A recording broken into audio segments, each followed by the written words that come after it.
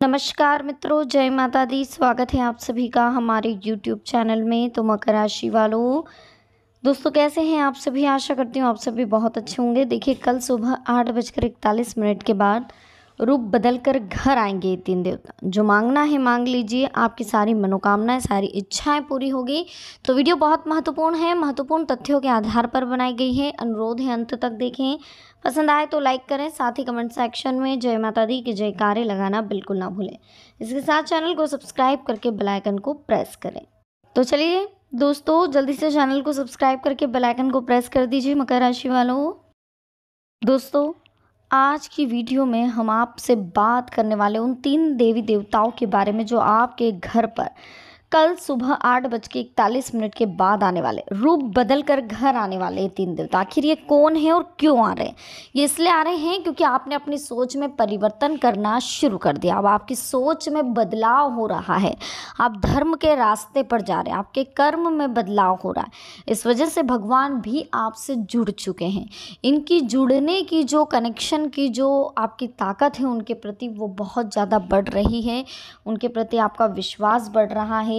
भगवान के प्रति जो आपका लगाव है वो बढ़ रहा है। इसलिए ये भी आपके घर आकर के ये देखना चाहते हैं कि आखिर आप में जो बदलाव आया है वो कहाँ तक सही है।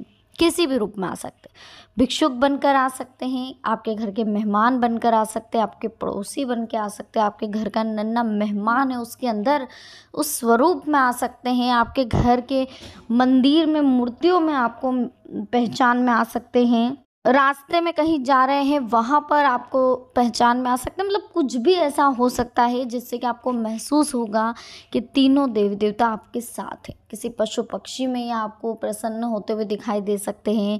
अगर कोई कुत्ता आपके घर पर बार बार आ रहा है, बार बार आप ही के घर पर मंडरा रहा है, तो कहीं ना कहीं वो आपसे प्रसन्न है, कुछ चीज़ वो आपसे चाहता है। तो ये चीज़ें, कोई गाय आपके घर बार बार आ रही, बहुत किस्मत वाले लोग होते हैं जिनके यहाँ गाय होती है। इस बात को विशेष ध्यान रखिएगा। अगर आपके दरवाजे पर गाय रोज आ रही है, डेली आपके दरवाजे पर आकर के वो रंभाती, आपको पुकारती है कि मुझे रोटी दीजिए, तो आप बहुत ही किस्मत वाले हैं। और ऐसी किस्मत हर किसी को नसीब नहीं होती, क्योंकि गाय भी उस घर की रोटी खाती है जिस घर की रोटी उसे पसंद हो, या उस घर की रोटी में प्यार हो, या उस घर की रोटी उसे अच्छी लगती हो, तभी गाय उस घर की रोटी को खाना पसंद करती है। अन्यथा गाय कहीं पर भी रोटी खाना पसंद नहीं करती है।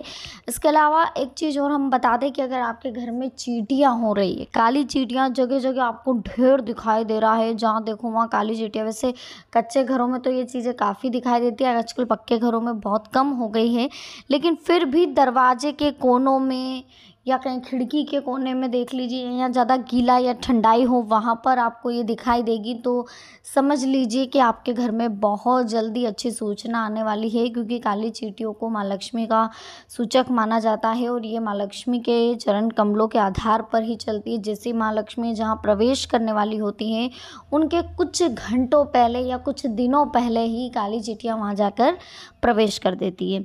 इसी के साथ अगर आपको दोस्तों ये दिखाई दे कि आपके घर में कहीं से कोई बदलाव महसूस हो रहा है, कोई चीज़ें बदल रही है, कुछ आपको घर में घुसते ही फूलों की महक आ रही है, सेंट परफ्यूम की महक आ रही है, या कहीं से खुशबू महक रही है, आपको घर में बहुत शांति मिल रही है, सुकून मिल रहा है, और लड़ाई झगड़े जो थे वो ख़त्म हो गए, सब एक दूसरे को अंडरस्टैंडिंग सबकी बैठ रही है, तो ये भी कहीं ना कहीं उनका एक सूचक ही होता है। एक उनके आने की एक तरफ से देखा जाए तो एक झलक होती है जो हमारे सबके व्यवहार में परिवर्तन ला के रख देती है।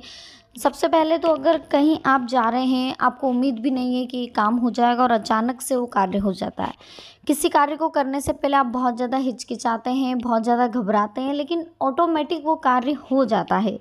तो ये इस बात का संकेत रहता है दोस्तों कि कहीं ना कहीं आपके पीछे किसी शक्ति का हाथ है, किसी देवी देवताओं का आपके ऊपर बहुत बड़ा हाथ है। इसी के साथ अगर आपको मान लीजिए आपके घर में बहू बेटी या कहीं पर भी बच्चे हैं या बच्चे हो रहे हैं, तो वहाँ पर उन्हें जो चाहिए अगर वो उन्हें मिल जाता, मान लीजिए आपको लड़का चाहिए और लड़का ही हो रहा है, लड़की चाहिए और लड़की ही हो रही है, आपकी इच्छा पूरी हो चुकी है, तो समझ लीजिए कि कहीं ना कहीं आपके ऊपर किसी बहुत बड़ी शक्ति का हाथ है। एक लड़का और एक लड़की होना बहुत किस्मत की बात है, लेकिन जहाँ लड़कियाँ होती है वहाँ तो सौभाग्य की बात होती है दोस्तों।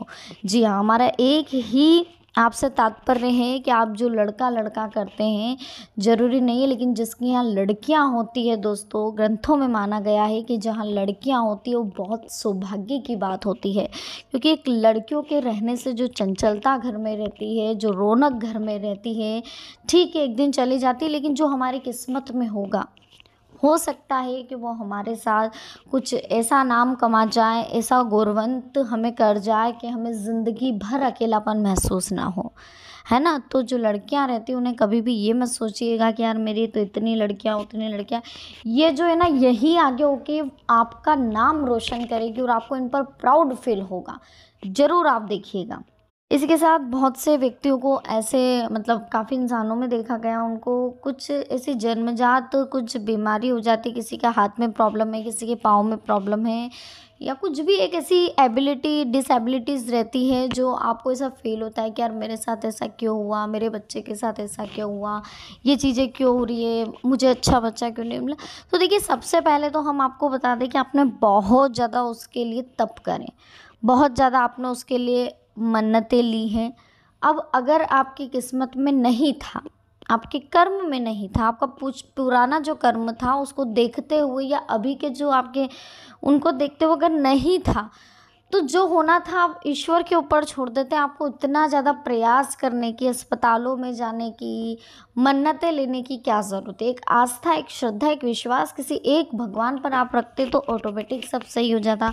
अभी फिर भी अगर बच्चा हो चुका है और उसमें कुछ डिसेबिलिटी है, तो इसका मतलब ये है दोस्तों कि वो बच्चा आगे जाकर किसी एक चीज़ में इस तरह से निपुण होने वाला, इस तरह से वो उस चीज़ में आपका नाम रोशन करने वाला, आप सोच भी नहीं सकते। क्योंकि जो बच्चे डिसेबिलिटी होते हैं उनका माइंड बहुत डेवलप होता है और उनके माइंड से वो इस तरह से क्रिएटिव हो जाते हैं, इस तरह से प्रसिद्ध हो जाते हैं कि आप खुद सोच नहीं सकते। बहुत माइंडेड बच्चे रहते हैं। अगर किसी की आँखों में थोड़ी प्रॉब्लम है तो वो उनकी कुछ अलग ही कला रहती है उनके पास में, एक उनका कहते हैं ना सिक्स सेंस जागृत रहता है। तो बहुत अच्छे रहते हैं ये बच्चे। इनको बिल्कुल भी यूँ मत सोचिएगा कि मेरी किस्मत में ऐसा क्यों है या मेरा बच्चा ऐसा क्यों है। बहुत भाग्यशाली हैं आप जो आपका बच्चा ऐसा है। अन्यथा देखिए जो अभी बच्चे नॉर्मल रहते हैं वो कहीं ना कहीं बुरी संगतों में लग जाते हैं, लेकिन आपका ये बच्चा है जो कभी बुरी संगत में नहीं लगेगा। ये हमेशा आपका नाम रोशन करने के लिए, अपनी जवाबदारी निभाने के लिए हमेशा आगे रहेगा और आपकी ज़िंदगी भर केयर करेगा। ठीक है।